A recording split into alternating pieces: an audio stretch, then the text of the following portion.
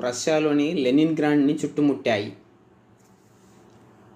ప్రాచీన భారతదేశ చరిత్ర ప్రపంచ చరిత్రలో విశ్వగురువు భూమికని పోషించింది. పశ్చిమ దేశాలు బట్ట కట్టుకోవడం నేర్చుకోకముందే మన దేశం సాంస్కృతికంగా, పాలనాపరంగా, సాంకేతికంగా ఎంతో ముందున్నది.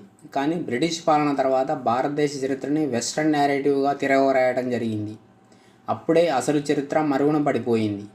ఇప్పుడిప్పుడే మన దేశ చరిత్రని మనం తెలుసుకోవాలనే ఆలోచన మన యువతకి మొదలైంది. అందుకని మరుగున పడిన మన ప్రాచీన భారతదేశ చరిత్రని, అందులోని చారిత్రక ఘటనలని వెలికి తీసే మా ఈ ప్రయత్నమే ప్రాచీన భారతదేశ చరిత్ర.